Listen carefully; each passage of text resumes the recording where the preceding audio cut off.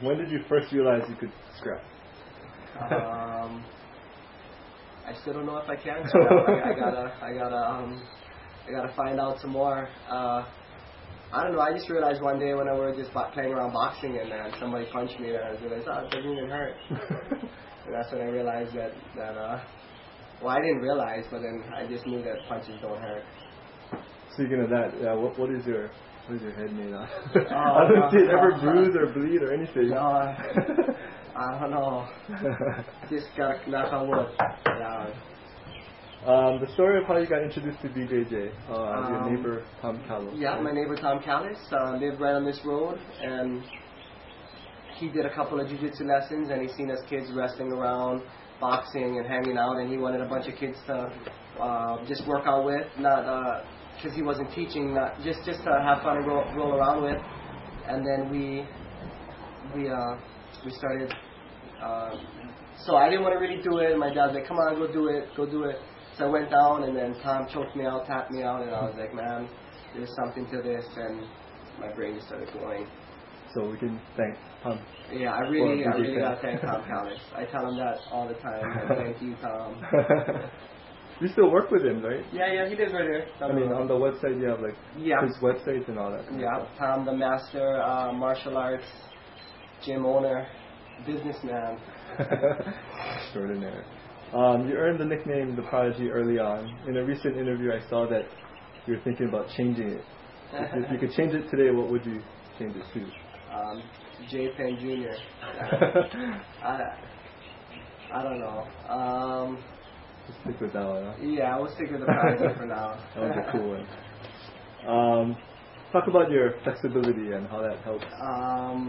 Yeah, I didn't know I was flexible my whole life. You know, everybody always asks me, how do you get so flexible? Do you stretch so much? And you know, after I started doing jiu-jitsu, everybody started telling me I was flexible, and then I started stretching, like, to make it even more, to get more flexible. So that's the whole story of my flexibility. A lot of people try to use the statement, "Oh, he's spoiled because he comes from a rich family," and that pisses me off hearing that. Be honest, how fired up do you get? You know, I was. A lot of people say I'm spoiled and stuff, and I really would like to respond, but I gotta go jump inside the limousine. They're waiting for me right here, and we're gonna go ahead to jump in my private jet to head out of here. So, you know, but you know, people can say whatever they want. They don't know how you live, you know. Yeah. But I guess at least they're that interested that they want to know. So if people are talking good or bad, you know, just as long as they're talking, it's worse if they're not saying anything. A lot was made also about your partying days and your cardio back in the day. Until one day you just flipped the switch. What was there one thing that kind of made you do that?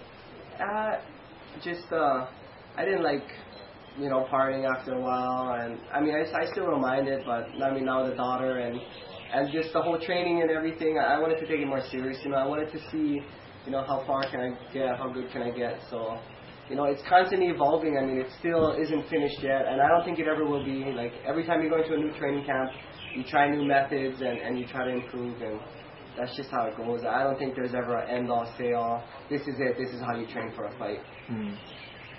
What's the deal with licking blood? I don't know. You gotta ask that guy in the ring, because the guy right here would never lick blood. I'll tell you that right now. So it's a different person. Man. Okay, yeah. I got it. Your cauliflower ears are often referred to as one of the nastiest in the business. Do you take that as a diss or a compliment? What do you mean? Look at that. Another one. Okay, this one's pretty bad. But yeah, if it got bad, I really, you know, I would tell all the kids out there, you know, if you start grappling and your ear starts getting messed up, take care of it. I really wish I didn't let it get too bad. You have an intensity on your face before you walk out or in interviews that's unmatched.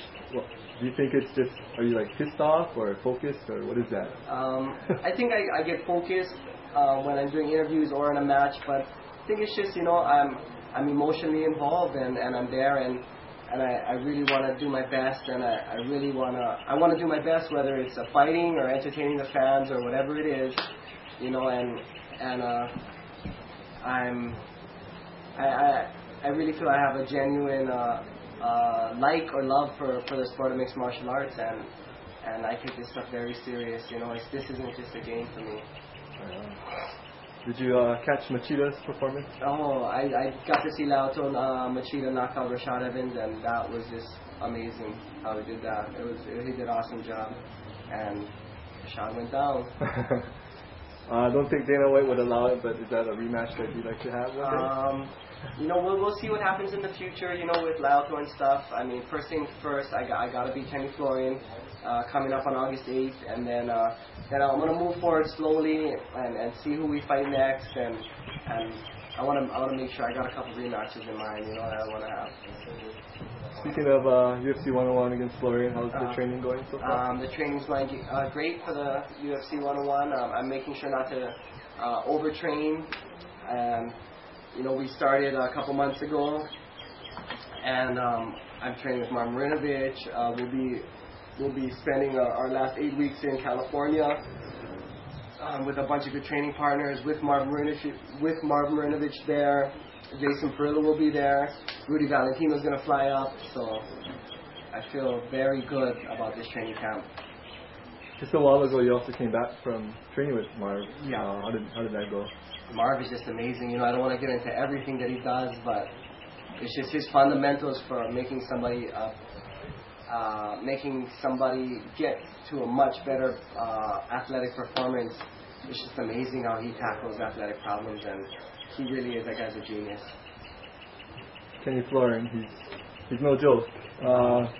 Without giving away too much, what's your kind of plan of attack on that? Well, I never really make a game plan when I go into a fight, so I'm just going to try to run at him, try to hit him, and he's going to try to, get away from me or come in, but I'm just going to try to submit him and knock him out the whole time, and that's it. And I'm not really a good game plan guy. I just go and try to do my best.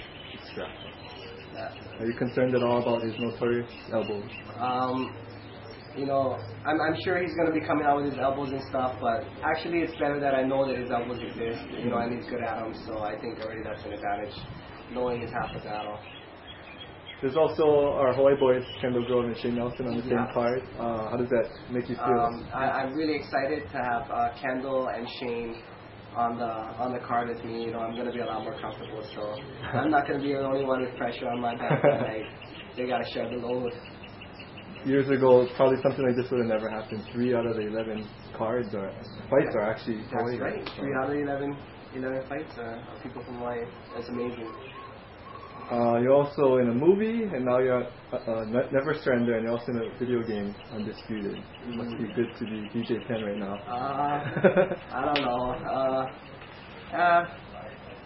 Things. I don't know. I haven't gotten to play Undisputed yet, but I heard it's a great game. And I don't know about my acting in the movie. It wasn't too good. It's all right. It's all right. Just same old. Back in the gym and getting ready to fight. What does the future hold for DJ Penn?